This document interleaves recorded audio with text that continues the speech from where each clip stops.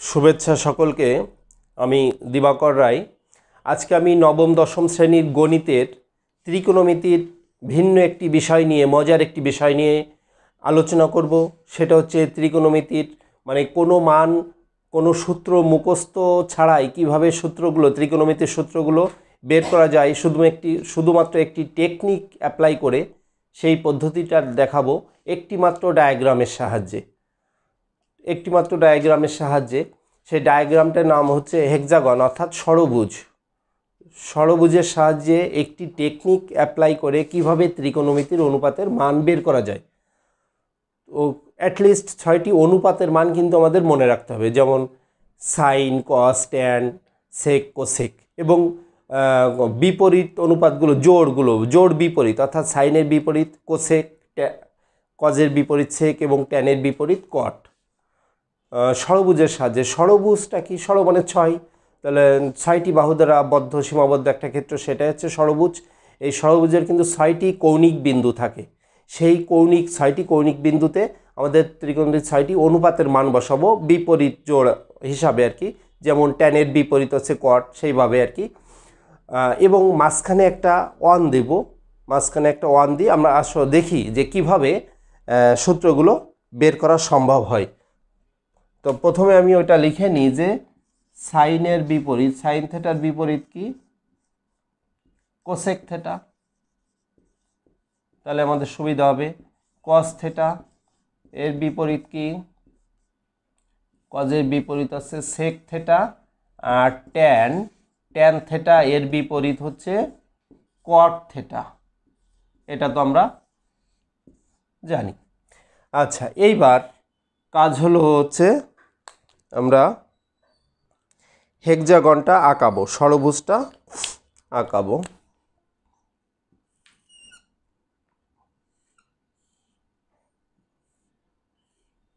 এই যে ষড়ভুজ আঁকালাম, তাই না? ষড়ভুজ আঁকানোর পরে এই বিপরীত কৌণিক বিন্দুগুলোকে যোগ করে দাও। এই কোণা, এই যে যোগ করে দিলাম, এইটা যোগ করে দেব, তাই তো? এইবার আমরা এইভাবে লিখে ফেলি। প্রথমে যদি আমরা এখানে ট্যান থেকে শুরু করি, ট্যান থেটা এর বিপরীত কৌণিক প্রান্ত হবে কট থেটা, ট্যানের বিপরীত হচ্ছে কট।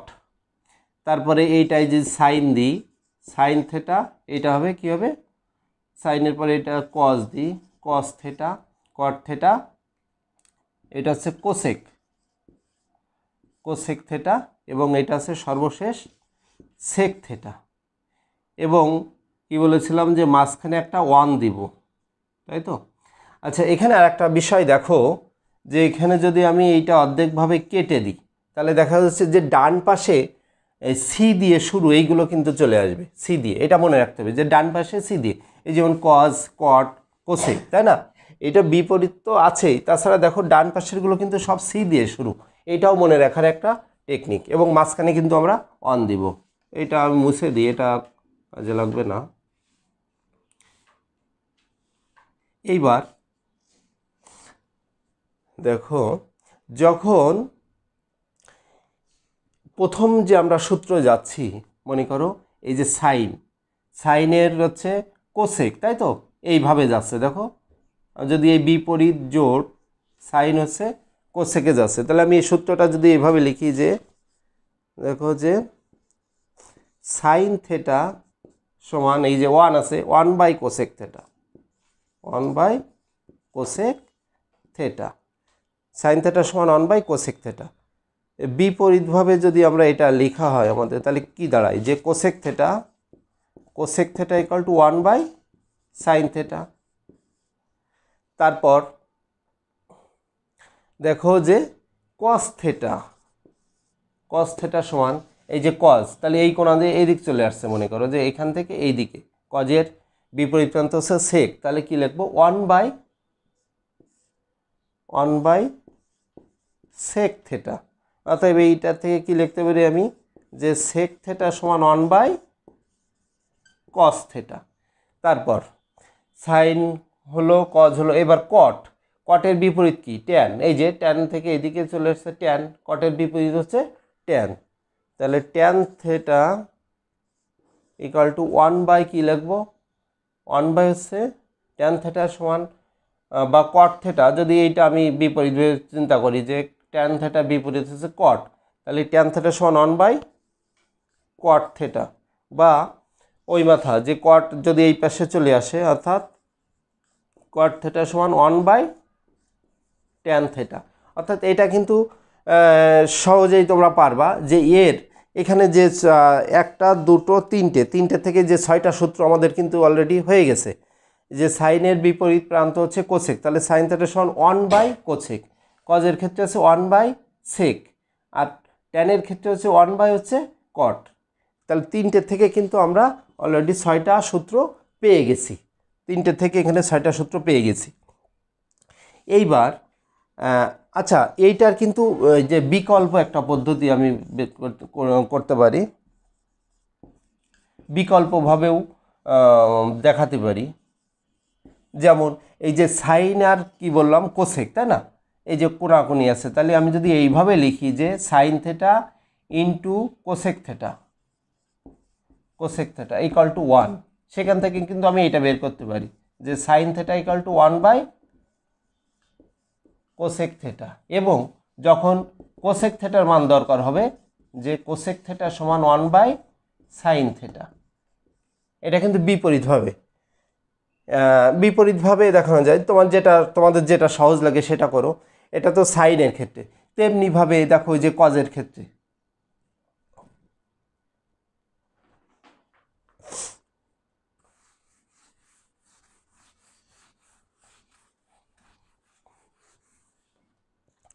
কজের ক্ষেত্রে আমরা লিখতে পারি যে cos theta into sec theta, sec theta equal to 1, সেখান থেকে আমার যদি কজের মান দরকার হয় cos theta equal to 1 by sec theta. আবার যদি আমার সেক থেটার মান দরকার হয় sec theta equal to 1 by cos theta.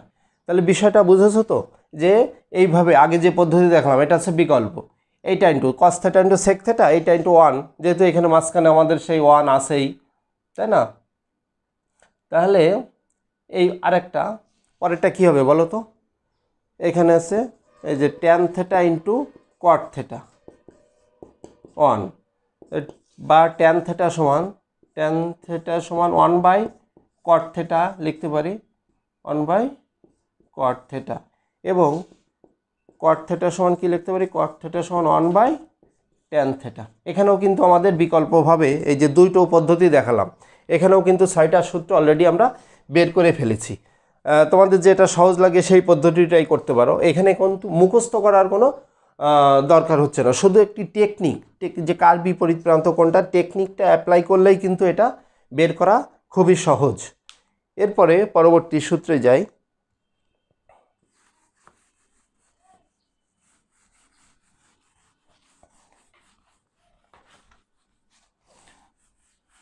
দেখো এই যে ট্যান থেটা, এখানে ট্যান থেটা আছে, এটা আমি ঘড়ির কাঁটার দিকে বিবেচনা করব, ক্লকওয়াইজ, এবং পরপর লিখব। তাহলে tan theta equal to sine theta by cos theta, এই যে ঘড়ির কাঁটার দিকে, এইভাবে কিন্তু প্রতিটা আমরা বের করতে পারি। এই যে ট্যান থেটা সমান sine theta by cos theta, এর ঘড়ির কাঁটার দিকে মনে রাখবে যে ডান পাশে যাবে আর কি, ক্লকওয়াইজ। যদি আমাদের সাইন থেটার মান লিখতে হয়, সাইন থেটা সমান এটা হবে কিন্তু যে cos theta by cot theta. যদি আমাদের কস থেটার মান দরকার হয়, যে কস থেটা সমান কি লিখবো, তাহলে cot theta by cosec theta. এই মানগুলো অত দরকার হয় না, এইটাই বেশি প্রয়োজন। তেমনিভাবে এন্টি ক্লকওয়াইজ, অর্থাৎ ঘড়ির কাঁটার বিপরীত দিকে যদি আমরা যাই, ঘড়ির কাঁটার বিপরীত দিকে, তাহলে এখান থেকে লিখতে পারি যে কট থেটা সমান, এই যে কট থেটা সমান cos by sine theta, cot theta সমান কস বাই, এই কট থেটা সমান cos theta by sine theta, এটা হচ্ছে বিপরীত ভাবে। তেমনিভাবে লেখা যায় কস থেটা সমান sine theta by tan theta. এখানে অত মান দরকার হয় না আমাদের 9 10-এর জন্য, এই দুটোই এনাফ। এই যে এই দুটোই মেনলি 9 10-এর জন্য আমাদের প্রয়োজন হয়। তবে এখানে যদি আমি ট্যানের মানটা, এই যে ঘড়ির কাঁটার দিকে ট্যান থেটা সমান sine theta by cos theta, আমরা জানি ট্যানের বিপরীত হচ্ছে কট, তাহলে কট থেটা সমান নিশ্চয়ই cos theta by sine theta হবে। এটা হচ্ছে 2 নম্বর পদ্ধতি গেল। অর্থাৎ এখানে আরও প্রথমে 1 নাম্বার অনেকগুলো সূত্র দেখলাম 6টা, এখানে এই যে এরপর 3 নম্বর যে পদ্ধতি, সেখানে যে তো গেল এই সূত্রগুলো, এখনও অনেক সূত্র বাকি আছে না, সেইগুলো আমরা কিভাবে বের করব দেখো, সেইগুলো তো আরও মজার। দেখো এখানে যে আমাদের এই যে দেখো 6টি ত্রিভুজ উৎপন্ন হয়েছে, কিন্তু 1 2 3 4 5 6, আমি একটা বাদে একটা ত্রিভুজ নেব। অর্থাৎ যদি এইটা নিই, প্রথমটা মনে করো যে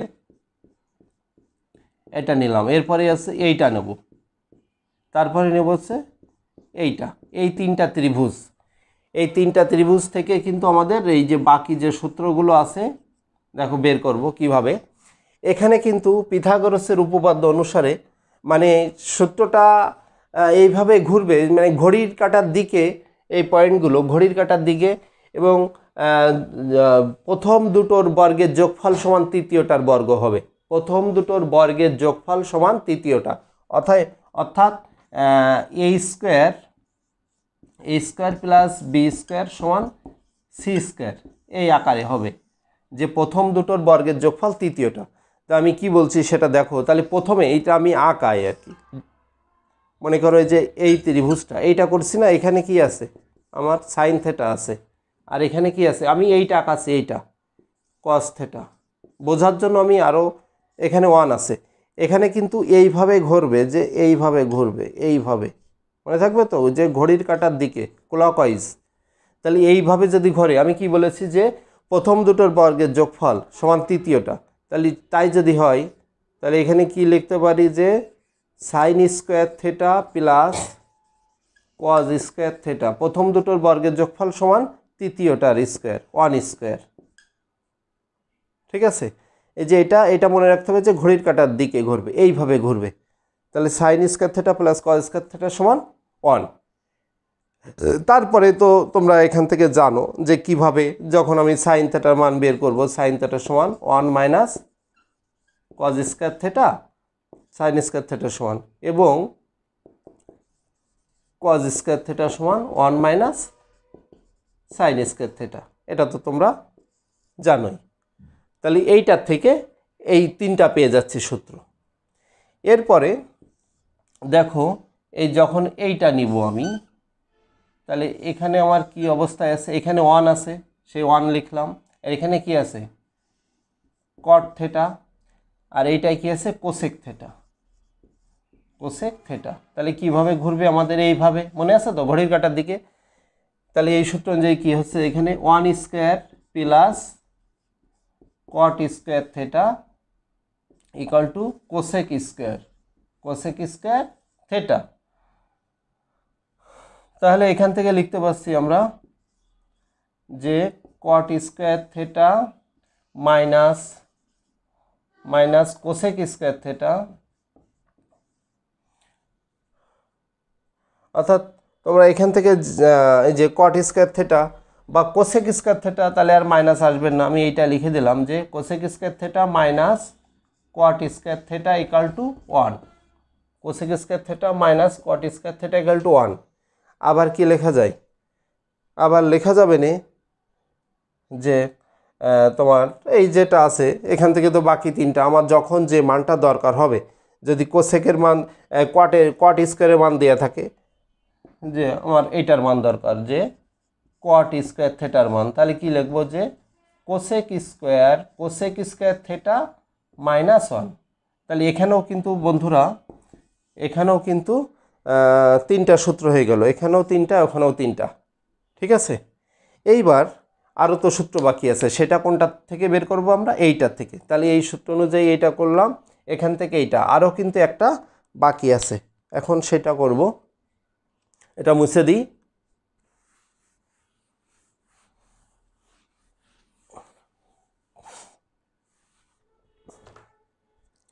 তাহলে এই পাশের যে চিত্রটা দেখো এইভাবে আছে, এটা কিন্তু তোমাদের বোঝার জন্য আমি বারবার আঁকতেছি একটা চিত্র সাহায্যে। এখানে কি আছে, এখানে আছে ট্যান থেটা, আর এখানে তো 1 আছে, আর এখানে আছে সেক থেটা। তাহলে সেই অনুযায়ী এইভাবে ঘুরবে আমাদের। কি লিখতে পারি আমরা 3 নম্বর সূত্রটা, যে ট্যান স্কয়ার থেটা সমান tan square theta plus 1 square মানে 1 সমান সেক স্কয়ার থেটা, অর্থাৎ 1 প্লাস ট্যান স্কয়ার থেটা সমান সেক স্কয়ার থেটা। তাহলে এখান থেকে আমি লিখতে পারি যে ট্যান স্কয়ার থেটা সমান সেক স্কয়ার থেটা মাইনাস 1। তারপরে আরও কি লিখতে পারি, আরও লিখতে পারি যে sec square theta minus tan square theta equal to 1।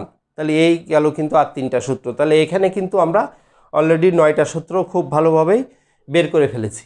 তো শুধুমাত্র এই টেকনিক অ্যাপ্লাই করেই কিন্তু আমাদের সূত্র মনে রাখা সম্ভব। যারা সূত্র মুখস্থ করতে পারো না, তবে মুখস্থ রাখাই বেস্ট। তাহলে আশা করি ভালো লেগেছে এবং বুঝতে পেরেছো। ধন্যবাদ।